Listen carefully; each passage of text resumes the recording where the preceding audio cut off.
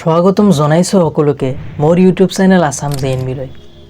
নৱোদয় বাছনি পৰীক্ষা ষষ্ঠম শ্ৰেণীৰ বাবে মই এটা সিৰিজ আৰম্ভ কৰিছিলোঁ য'ত পাটিগণিতৰ এটাৰ পিছত আনটা টপিক আমি ভালদৰে ভূমিকা অনুশীলনী আৰু পূৰ্বৱৰ্তী প্ৰশ্নসমূহ চাইছোঁ। ঠিক আছে, তাৰে আমি 16টা ভিডিঅ' দিছিলোঁ। আজি আমি 17টা ভিডিঅ' বহুত দিন পাছত আমি আৰম্ভ কৰি আছোঁ। তো ধ্যান কৰি মন দি চাবা। ঠিক আছে, চাইখন হ'ল কি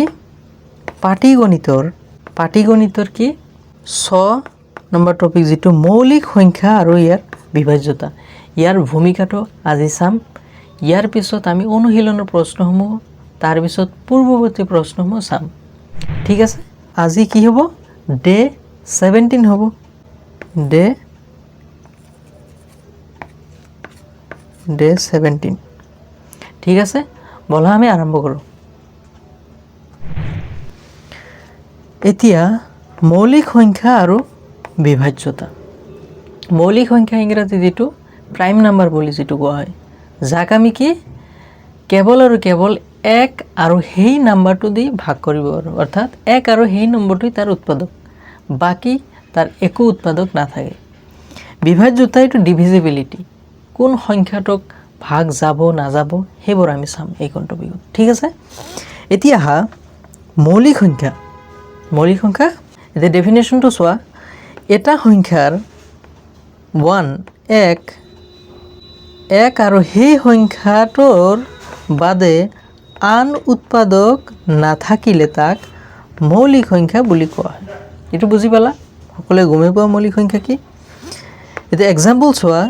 এক্সাম্পল কি হ'ব? আটাইতকৈ সৰু মৌলিক সংখ্যাটো কি তোমাৰ?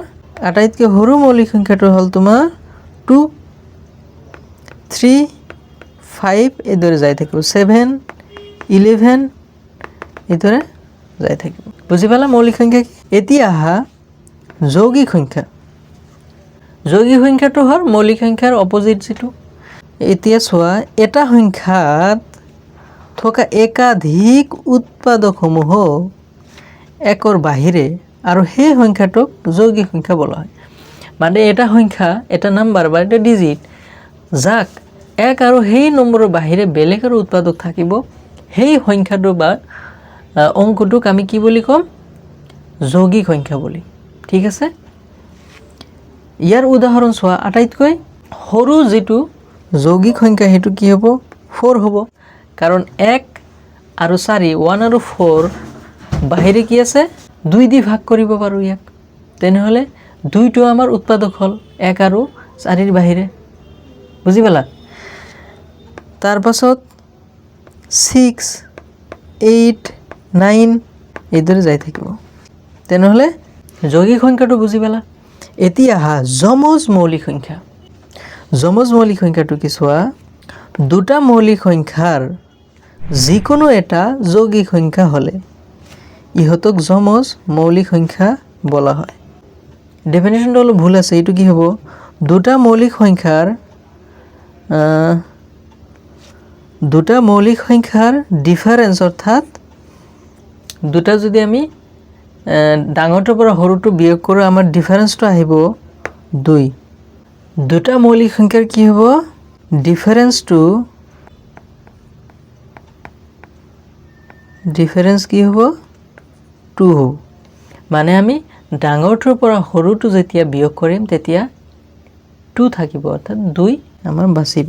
তেনেহ'লে ইহঁতক আমি কি কওঁ? যমজ মৌলিক সংখ্যা, অৰ্থাৎ যোৰ যিটো পেয়াৰ্ছ বুলি। এতিয়া ইয়াতে চোৱা কি কৈছে?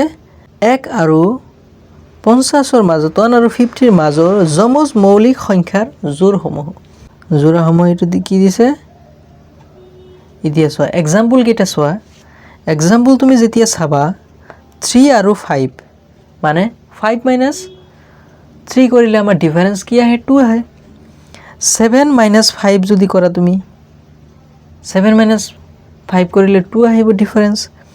ঠিক একেদৰে 11টোত যদি তুমি 13ৰ পৰা মাইনাছ কৰা, আমাৰ কি ডিফাৰেঞ্চ 2 আহিব। এতিয়া চোৱা এই দুটা গোটেই যোৰবিলাকৰ মাজত কি ডিফাৰেঞ্চটো আমাৰ কেৱল 2 আহি আছে।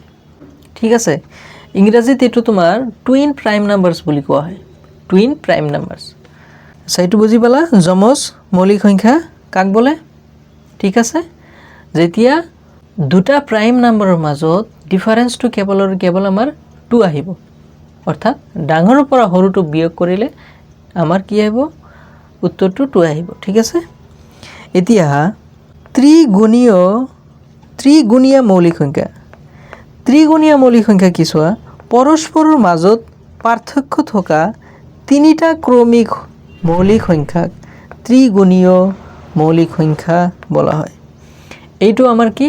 ডিফাৰেঞ্চটো সেম থাকিব আৰু একেবাৰে সিৰিয়ালি তিনিটা থাকিব। এতিয়া কি কৈছে চোৱা? একমাত্ৰ ত্ৰিগুণীয় মৌলিক সংখ্যা হৈছে 3, 5 আৰু 7। 3, 5 আৰু 7 কেৱল এইটোই ত্ৰিগুণীয় মৌলিক সংখ্যা। যেহেতু আমাৰ কি 5 - 3 কৰিলে আমাৰ 2 আহে, আকৌ 7 - 5 কৰিলে আমাৰ 2 আহে। বুজি পালা? ডিফাৰেঞ্চটো আমাৰ সেম আছে দুয়োটাৰ মাজত আৰু সিৰিয়ালি আছে 3, 5, 7। বুজি পালা? তেনেহ'লে এইটো কি কোৱা হয় আমাক? ত্ৰিগুণীয় মৌলিক সংখ্যা। আৰু একমাত্ৰ ত্ৰিগুণীয় মৌলিক সংখ্যা হ'ল 3, 5 and 7। এতিয়া আহা নেক্সট, সদায় মনত ৰাখিবা কি কৈছে? 1ৰ বাহিৰে অৰ্থাৎ 1ৰ বাহিৰে আন স্বাভাৱিক সংখ্যা যৌগিক সংখ্যা হ'ব যদিহে ই মৌলিক সংখ্যা নহয়। স্বাভাৱিক সংখ্যাৰ পৰা যদি 1টো বাদ দিয়া, তেনেহ'লে আমাৰ 2ৰ পৰা আৰম্ভ কৰি যিমান স্বাভাৱিক সংখ্যা আছে, ঠিক আছে, তাৰ পৰা যদি মৌলিক সংখ্যা কেইটা ওলাই দিয়া, আমাৰ কি থাকি যাব? যৌগিক সংখ্যা কেইটা থাকি যাব। ঠিক আছে, হ'ল। তেনেহ'লে আমাৰ ছেকেণ্ড পইণ্টটো চোৱা, এক সংখ্যাটো 1 ডিজিটটো বা 1 নম্বৰটো আমাৰ কি? মৌলিক নাইবা যৌগিক একোৱেই নহয়। মৌলিকো নহয়, আমাৰ যৌগিকো নহয়। ঠিক আছে, একটো আমাৰ কোনো কেটেগৰীত নপৰে, মৌলিকো নহ'ব, আমাৰ যৌগিকো নহ'ব। তেনেহ'লে আমাৰ 3 নম্বৰ পইণ্টটো চোৱা, আটাইতকৈ সৰু যুগ্ম মৌলিক সংখ্যা হৈছে 2। এইটো আমি গমেই পাওঁ, আটাইতকৈ সৰু যিটো মৌলিক সংখ্যা আছে সেইটো হ'ল কি? আমাৰ 2। ঠিক আছে, এতিয়া আহা 4 নম্বৰ পইণ্টটো, যদি সংখ্যা এটা ইয়াৰ আটাইতকৈ কম যিকোনো এটা সংখ্যাৰ দ্বাৰা বিভাজ্য নহয়, তেন্তে ই মৌলিক সংখ্যা হ'ব, অন্যথা ই যৌগিক সংখ্যা হ'ব।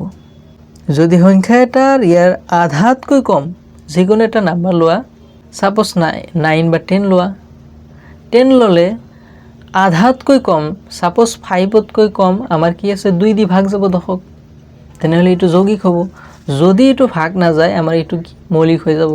ঠিক আছে, ছাপ'জ 11 ধৰা, 11 অৰ্থাৎ 11 আধাতকৈ কম, আধা ধৰা 5 হাফ, তেনেহ'লে 5ৰ তলৰ এটা সংখ্যা দিও 11ক ভাগ নাযায়, তেনেহ'লে এইটো আমাৰ কি? মৌলিক সংখ্যা। কি হৈছে? আধাতকৈ কম কোনো এটা ডিজিট অৰ্থাৎ অংকৰে বা সংখ্যাৰে যদি ভাগ নাযায়, সেই সংখ্যাটো আমাৰ মৌলিক সংখ্যা হ'ব। এতিয়া আহা সহমৌলিক সংখ্যা। সহমৌলিক সংখ্যাটো কি? 1ৰ বাহিৰে 1ৰ বাহিৰে আন সাধাৰণ উৎপাদক নথকা দুটা সংখ্যাক সহমৌলিক সংখ্যা বোলা হয়। দুটা সংখ্যা ল'ব লাগে, ইয়াতে তোমাৰ যৌগিক সংখ্যা হ'ব পাৰে। এবাৰ দুয়োটাৰ মাজত যদি 1ৰ বাহিৰে আন কোনো উৎপাদক নাথাকে, ছাপ'জ এক্সাম্পল ধৰি লোৱা, এক্সাম্পল যদি চোৱা 2 আৰু 3, আমাক কি দিছে?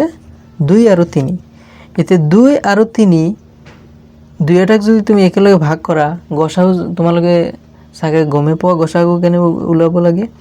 2 দি গসাগু আৰু লসাগু আমি ভাগ দিব নোৱাৰোঁ, কেৱল ইয়াক আমি 1 দিহে ভাগ দিব পাৰোঁ।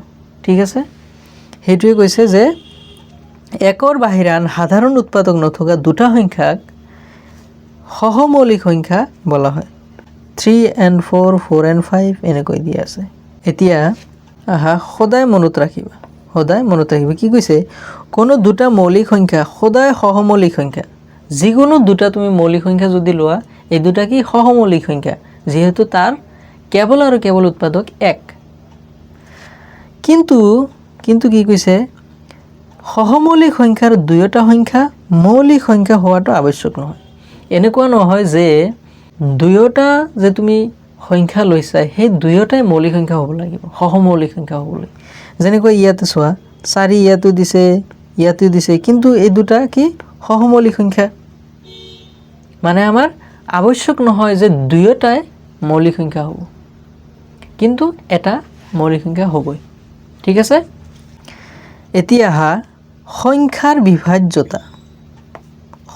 বিভাজ্যতা যিকোনো এটা নাম্বাৰ তাক ডিভিজিবল হ'ব নেকি ভাগ যাব নেকি এইটো ভাগ কৰাৰ আগতে তুমি কেনেকৈ গম পাবা ইয়াৰে গোটেইকেইটা নিয়ম আছে তাৰে মাজত 10 আৰু 5ৰ যিটো ডিভিজিবিলিটি বিভাজ্যতা এইটো একেবাৰে সহজ এই দুটা আমি প্ৰথমতে চাই লম তাৰ পাছত বাকিবোৰ চাই লম ঠিক আছে এতিয়া 10 নম্বৰত কি কৈছে 10ৰ দ্বাৰা বিভাজ্যতা পৰীক্ষা কেনেকৈ আমি আগতে চাম ভাগ কৰাৰ আগতে এইটো ভাগ পৰিপূৰ্ণভাৱে ভাগ যাব না নাই তেনেহ'লে এটা সংখ্যাৰ একক স্থানত এইটো মন কৰিবা একক স্থানত কি একক স্থানীয় অংকটো শূন্য হ'লে সংখ্যাটো 10ৰে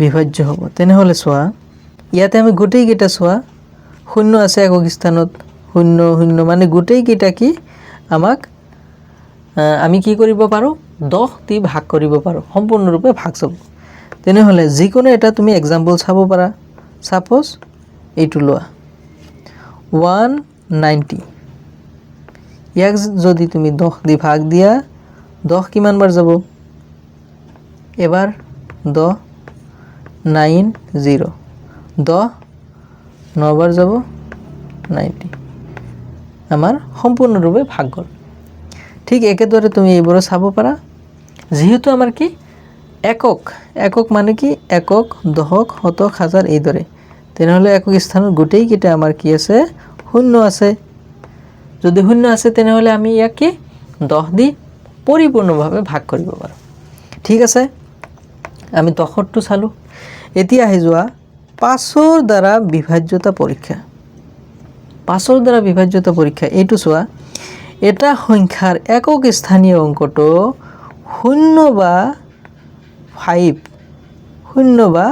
5 হ'লে সংখ্যাটো 5ৰে বিভাজ্য হ'ব আমি 10 নম্বৰটো এককত কেৱল আৰু কেৱল 0 চাইছিলোঁ যে যদি 0 থাকে তেনেহ'লে 10 দি বিভাজ্য হ'ব এতিয়া যেটো 5ৰ বিভাজ্যতাৰ পৰীক্ষা তাতে আমি কি চাম একক স্থানত আমি 5 বা 0 চাম তেনেহ'লে 15ত 5 আছে 55ত 5 আছে 70ত 0 আছে 220 0 135 5 মানে গোটেইকেইটা আমাৰ কি 5 দি ভাগ যাব এতিয়া যিকোনো এটা পৰীক্ষা কৰি লোৱা এইটো আমি চাব পাৰোঁ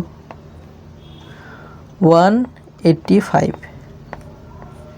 5 দি যদি ভাগ দিয়া 5 3 গুণ কি 15 3 5 5 7 গুণ 35 আমাৰ সম্পূৰ্ণৰূপে ভাগ গ'ল তেনেহ'লে এইটো আমি 5ৰ বিভাজ্যতাৰ পৰীক্ষাটোত একক স্থানত আমি কি চাম 0 বা যদি 5 থাকে সেই সংখ্যাটো পৰিপূৰ্ণভাৱে ভাগ যাব ঠিক আছে এতিয়া আহা নেক্সট হ'ল তোমাৰ 2ৰ দ্বাৰা বিভাজ্যতাৰ পৰীক্ষা আমি যেটো সকলোতকৈ যেটো সহজ আছিল 5 আৰু 10 এই দুটা চালোঁ এতিয়া 2 চোৱা এটা সংখ্যা একক স্থানীয় অংকটো আমি ঠিক 10 আৰু 5ৰ দৰে একক স্থানৰ অংকটো চাব লাগে কি 0 2 4 6 8 এই পাঁচটা আমাৰ চাব লাগে কি 0 2 4 8 আৰু 6 পাঁচটা ঠিক আছে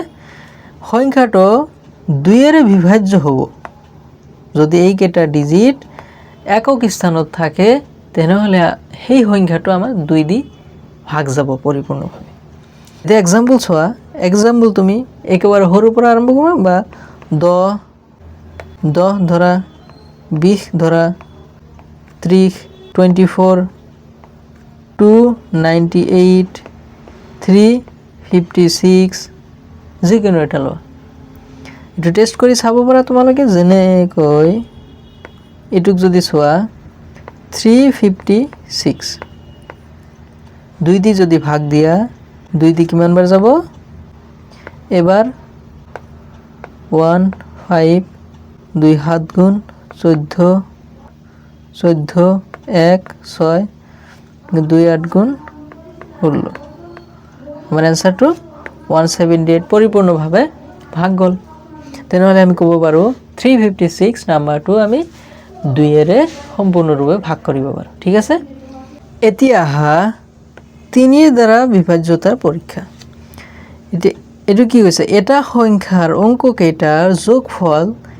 3 ৰে বিভাজ্য হলে সেই সংখ্যাটো 3 ৰে বিভাজ্যতা হ'ব বুজি পালা এটা সংখ্যা লোৱা তাৰ যিমান কিটা অংক আছে ডিজিট আছে সেই অংক কেইটা তোমাৰ যোগ কৰিব লাগিব যোগ কৰি যেটো ফলাফল আহিব সেই ফলাফলটো যদি 3 দি ভাগ যায় তেনেহলে তোমাৰ যেটো নাম্বাৰ আছিল সংখ্যা আছিল সেই সংখ্যাটো 3 ৰে পৰিপূৰ্ণভাৱে বা সম্পূৰ্ণৰূপে ভাগ যাব বুজি পালা এতিয়া চোৱা ইয়াতে এটা एग्जांपल দিছে কি 3440 তেনেহলে চোৱা এটো যদি লোৱা 3 প্লাস 4 প্লাস 1 প্লাস 4 গোটে কিটা যদি লোৱা কি হ'ব 7 8 4 12 12 হল এতিয়া 12ক তুমি কি কৰিব লাগিব 3 দি ভাগ দিব লাগিব 3 দি যদি ভাগ দিয়া আমাৰ উত্তৰটো আহি যাব 4 মানে পৰিপূৰ্ণভাৱে ভাগ গল 3 দি তে যদি ভাগ যায় তেনেহলে আমাৰ 3 এৰ দ্বাৰা বিভাজ্যতাৰ পৰীক্ষাটো ইয়াতে পাস হল মানে আমাৰ সেই নাম্বাৰটো যেটো আছে আমাৰ কি 3414 এই নাম্বাৰটো ভাগ যাব তুমি এটো পৰীক্ষা কৰি চাব পাৰা এতিয়া আহি যোৱা 4 এৰ দ্বাৰা বিভাজ্যতাৰ পৰীক্ষা আমি কি চালু 10 চালু এককৰ স্থানত যদি শূন্য থাকে আমি 5 চালু যদি এককৰ স্থানত শূন্য বা 5 থাকে তাৰ পাছত চালু আমি 2 ডিভিজিবিলিটি 2 এৰ বিভাজ্যতাত কি আমাৰ 5টা ডিজিট থাকে যদি 0 2 4 6 আৰ 8 এইকিটা যদি থাকে আমাৰ 2 দি বিভাজ্য হ'ব আৰু আমি লাস্টত চালু কি 3 এবাৰ 3ত যিমান কিটা ডিজিট আছে অংক আছে সেই অংক কেইটা যোগ কৰাৰ পাছত যেটো নাম্বাৰ আহিব সেই নাম্বাৰ যদি আমি 3 দি সম্পূৰ্ণৰূপে ভাগ কৰিব পাৰো তেন্তে সেই নাম্বাৰটো সম্পূৰ্ণৰূপে আমি 3 ৰে ভাগ কৰিব পাৰো ঠিক আছে এতিয়া আহি যোৱা 4 4টো অলপ ডিফাৰেন্ট এটা সংখ্যাৰ দশক স্থানীয় অংক আৰু একক স্থানীয় অংকৰে গঠিত সংখ্যাটো 4 ৰে বিভাজ্য হলে সংখ্যাটো 4 ৰে বিভাজ্য হ'ব এতিয়া এটা एग्जांपल দিছে কি এটো তোমাক কি কৈছে একক স্থান আৰু দশক স্থান ঠিক আছে তেনেহলে ইয়াতে একক স্থান আৰু দশক স্থান কি কি আছে 3 আৰু 6 এতিয়া কৈছে একক স্থান আৰু দশক স্থান মিলি যেটো সংখ্যা হ'ব সেই সংখ্যাটো 4 ৰে ভাগ যায় নেকি ইয়াতে যদি তুমি 4 দি ভাগ দিয়া 4 এর 9 গুণ 36 মানে এটো ভাগ যায় তেনেহলে আমি ক'ব পাৰো 809360 নাম্বাৰ আছে এই নাম্বাৰটো কি হ'ব 4 ৰে সম্পূৰ্ণৰূপে ভাগ যাব তুমি এটো কি কৰিবা ভাগ কৰি চাব পাৰা তেনেহলে 80936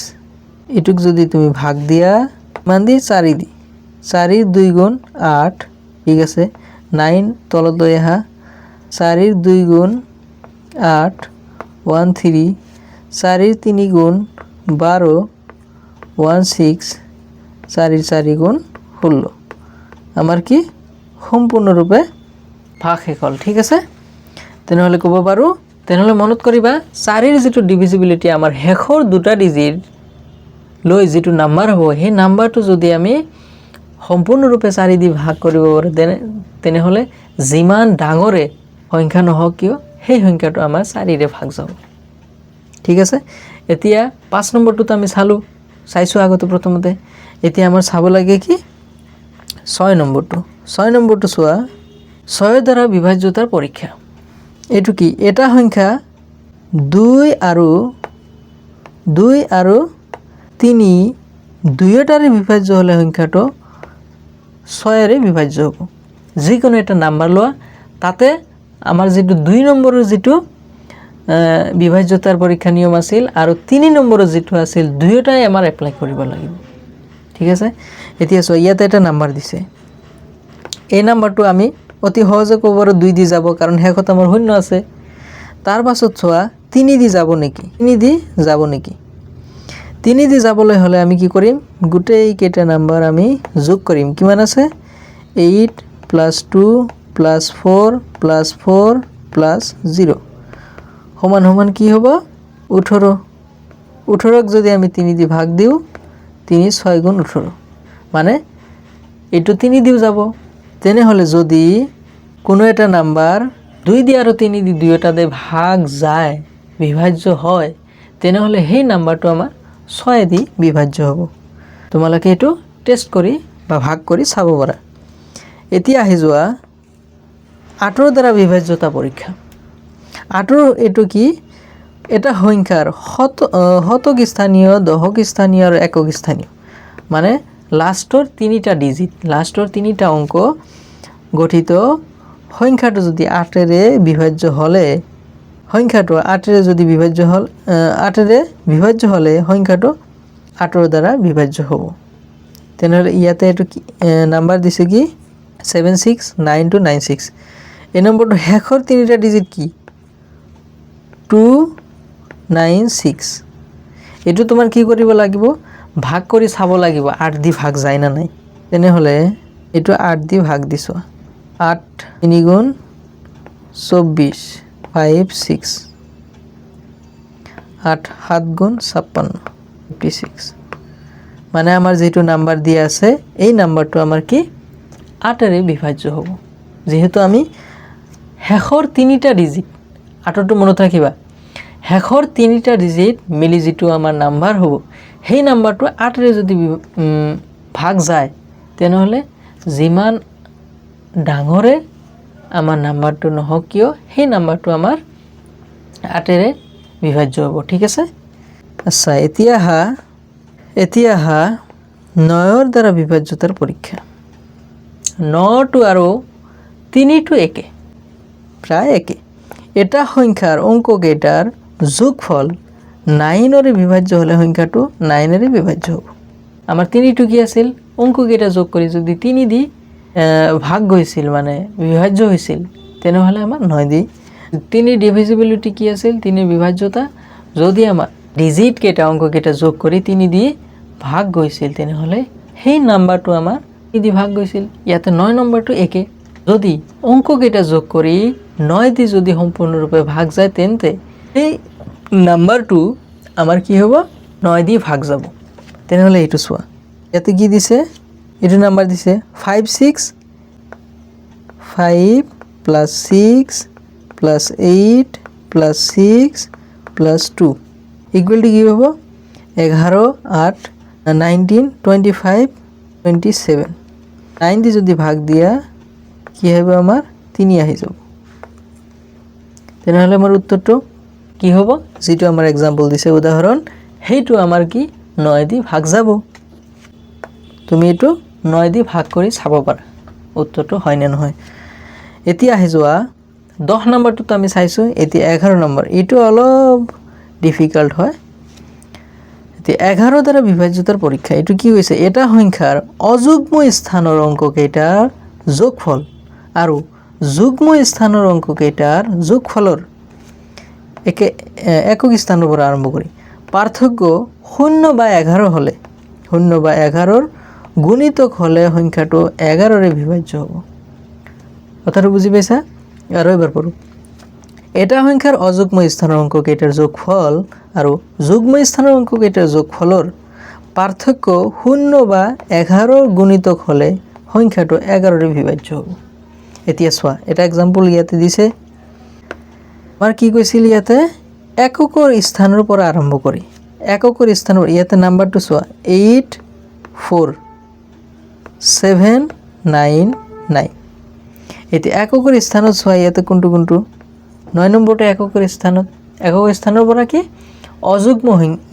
অযুগ্ম স্থানত 9 অযুগ্ম স্থানত 1 2 3 4 5 তেনেহ'লে এই 7টো যিটো আছে অযুগ্ম স্থানত আৰু 5টো অযুগ্ম স্থানত। তেনেহ'লে এইকেইটা যোগ কৰি কি হ'ব 8 + 7 + 9 = কি হ'ব 15 আৰু 9 মিলি 24। আৰু যুগ্ম স্থানত চোৱা 4 আৰু 9 মিলি দুইটা মিলি কি হ'ব আমাৰ 13। দুইটাৰ মাজত আমাৰ কি কৈছে পাৰ্থক্য উলিয়াব লাগে। পাৰ্থক্যটো কিমান হ'ল 11। আৰু ইয়াতে আমাৰ শূন্য আহিব পাৰে 11ৰ গুণিতক মানে 11, 22, 33, 33, 44, 55, 66 এনেদৰে যদি আহে এনচাৰ আমাৰ, তেন্তে সেই নাম্বাৰটো আমাৰ 11ৰে ভাগ যাব। তেনেহ'লে এই নাম্বাৰটো আমি টেষ্ট কৰি চালোঁ কি 11ৰে ভাগ যাব, অৰ্থাৎ বিভাজ্য হ'ব। তেনেহ'লে তুমি এইটো চাব পাৰা যে সঁচা কৰি ভাগ যাব না নাই 84799। এতিয়া 11 দি ভাগ দিছোঁ, 11 দি যদি ভাগ দিয়া 11ৰ 7 গুণ 77, ইয়াতে আহিব 7, ওপৰৰ পৰা 7 আনা, 11ৰ 7 গুণ 77, ওপৰৰ পৰা 99 নামাই আনা, 11ৰ 9 গুণ 99। মানে এইটো আমাৰ যিটো টেষ্ট কৰিলোঁ সঁচা হয়। বুজি পালা? 11টো কি এককৰ স্থানৰ পৰা অযুগ্ম স্থানৰ অংককেইটা যোগ কৰি আৰু যুগ্ম স্থানৰ অংককেইটা যোগ কৰি দুয়োটাৰ মাজত যিটো ডিফাৰেঞ্চ হ'ব, সেই ডিফাৰেঞ্চটো 0 আৰু 11ৰ গুণিতক যদি হয় তেন্তে সেই সংখ্যাটো 11ৰে বিভাজ্য হ'ব। বুজি পালা? এতিয়া আহা হৰণৰ সূত্ৰ। যিহেতু এই চেপ্টাৰটো আমাৰ বেছিভাগ হৰণৰ ওপৰতে ডিপেণ্ড হ'ব। 2ৰে ভাগ যাব না নাই, 3ৰে ভাগ যাব না নাই, ভাগ হেল, ভাগ শেষ, ভাগ ফল, এইবোৰ বস্তু চাব কুৱেশ্যনত সুধিব। তেনেহ'লে চোৱা আটাইতকৈ যিটো আমাৰ দৰকাৰী নিয়ম এইটো হ'ল কি এইটো ভাজ্য সমান সমান ভাজক পূৰণ ভাগফল যোগ ভাগ শেষ। এইটো তুমি যদি এনেকুৱা স্থানত ধৰা, আমি ভাগ কৰোঁতে এনেকৈ লৈ লওঁ, ইয়াতে ভাজ্য হ'ব তোমাৰ যাক আমি ভাগ কৰোঁ, ভাজ্য হ'ল ভাজক আৰু ভাগফল। ভাজক হ'ল যাক দি আমি ভাগ কৰোঁ ভাজক। ভাগফল হ'ল যিটো আমাৰ শেষত ওলায়,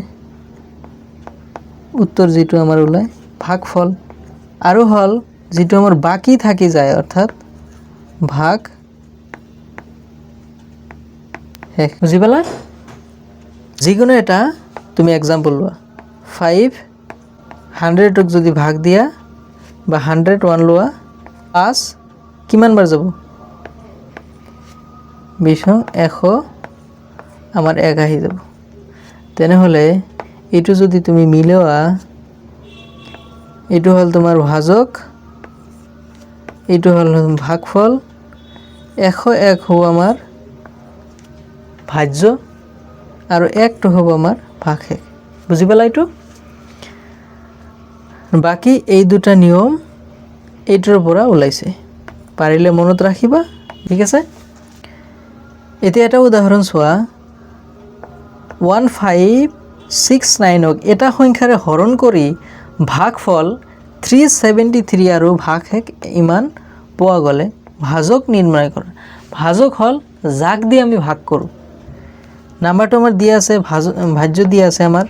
এটা সংখ্যাৰে হৰণ কৰি ভাগফল দিয়া আছে, ভাগ শেষ দিয়া আছে, আমাৰ কি কৈছে ভাজকো দিয়া আছে, ভাজ্য দিয়া আছে। আমাৰ ওলাব লাগে ভাজক। এইটো আমাৰ ফৰ্মুলা আছিল, ভাজকৰ ফৰ্মুলাটো এইটো। তেনেহ'লে ইয়াৰ পৰা ইয়াতে যদি তুমি ভেলু পুট কৰা, তেনেহ'লে চোৱা উত্তৰটো।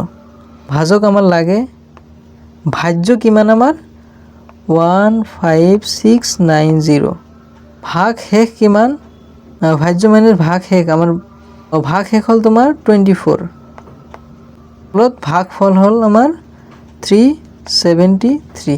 তেনেহ'লে ইয়াৰ পৰা 24 যদি বিয়োগ কৰা, তেনেহ'লে আহি যাব 6651 / 373।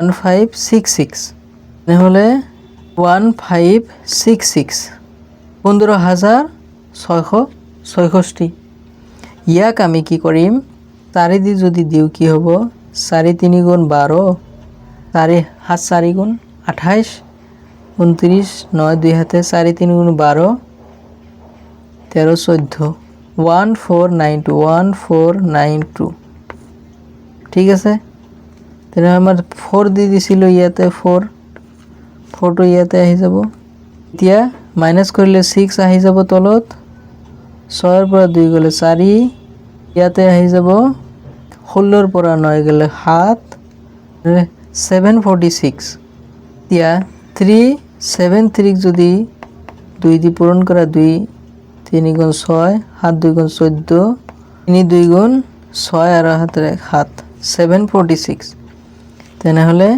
2 গুণ 746 আমাৰ শেষত উত্তৰটো কি হ'ল 42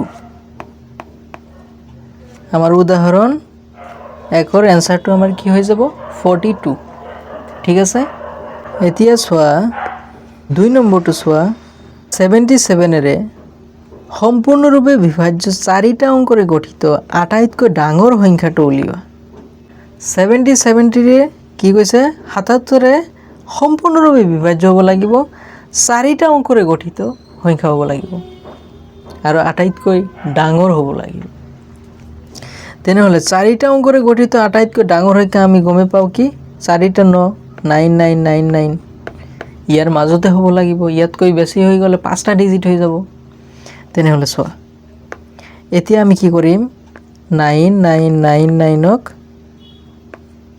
77 এৰে কি কৰিম ভাগ কৰিম যেতিয়া 77 ৰে ভাগ কৰিম যদি আমাৰ ভাগ শেষ কিবা ওলায় হেতু মাইনাস কৰি দিলে হৈ যাব বুজি পালা এতিয়া 77 দি চোৱা প্ৰথমে এবাৰ দিয়া 77 তলত কি আহি যাব 22 হল এটা 9 লৈ আহা এতিয়া 77 কিমান বাৰ দিব পাৰা দুবাৰ দিব পাৰা যদি দুবাৰ দিয়া তেনেহলে 77 পূৰণ 2 7 2 গুণ 14 7 2 গুণ 14 15 154 যদি মাইনাস কৰা 9 ৰ পৰা 4 গলে 5 আছে ইয়াতে 12 ৰ পৰা 5 গলে 12 ৰ পৰা 5 গলে 7 75 হল যেহেতু 77 তকৈ কম ওপৰৰ 9 আৰু লৈ আহা এতিয়া প্ৰথমে এবাৰ দিছিলো তাৰ পিছত আমি এই দুবাৰ দিছো তাৰ পিছত আমি কি কৰিম 77 কিমান বাৰ যাব চোৱা 77 তুমি যদি 70 ধৰা এবাৰ 9 দি চাই লোৱা 7 9 গুণ 63 3 6 হাতে 7 9 গুণ 63 আৰু 6 মিলি 69 হ'ব ঠিক আছে নহলে আমি যদি 9 দি দিও 77 9 দি দিলে 693 মানে আমাৰ শেষত আমাৰ ভাগ শেষ কিমান হ'ব 6 এতে 15 ৰ পৰা 9 গলে 6 আমাৰ এটো আমাৰ কি ভাগ শেষ এটো আমাৰ ওলাল মানে বাকি থাকিল এতিয়া আমাক প্ৰশ্নত কি কৈছিল 77 এৰে সম্পূৰ্ণৰূপে বিভাজ্য হ'ব লাগিব 4টা অংকৰে গঠিত হ'ব লাগিব আৰু আটাইতকৈ ডাঙৰ হ'ব লাগিব যেতিয়া আমি এইটোক যেতিয়া ভাগ কৰি চালো আমাৰ ইমানখিনি ভাগ শেষ হ'ল এই ভাগ শেষটো যেতিয়া ইয়াৰ পৰা মাইনাস কৰিম আমাৰ কি আটাইতকৈ 4টা অংকৰে আটাইতকৈ ডাঙৰ এনেকুৱা সংখ্যা আহিব যাক আমি 77 এৰে পৰিপূৰ্ণভাৱে ভাগ কৰিব পাৰিম এটোতো পৰিপূৰ্ণভাৱে ভাগ নহল বাকি থাকি গল তেনেহলে আমাৰ যেটো आंसर হ'ব হেতু কি হ'ব 9999 ৰ পৰা 66 আমি বাদ দিম आंसरটো আমাৰ কি হ'ব 9 ৰ পৰা 6 গলে 3 3 9 9 এটো আমাৰ आंसर হ'ব आंसरটো বুজি পালা ঠিক আছে তো এই আছিল আজি তোমালোকৰ যদি কোনো ধৰণৰ ডাউট থাকে তোমালোকে কমেন্টত জনাবা তাতে आंसरটো বুজাবলৈ মই চেষ্টা কৰিম ঠিক আছে আৰু আসাম জেএনভি চেনেলটো যদি ছাবস্ক্ৰাইব কৰা নাই তেনেহ'লে ছাবস্ক্ৰাইব কৰি ৰাখিবা। যিকোনো নটিফিকেশ্যন বা প্ৰিপাৰেশ্যনৰ কাৰণে যিমান ধৰণৰ ভিডিঅ' লাগে সকলোবোৰ ইয়াতে আপলোড কৰা হ'ব, সময়ৰ লগত আপলোড কৰি থাকিম, ঠিক আছে।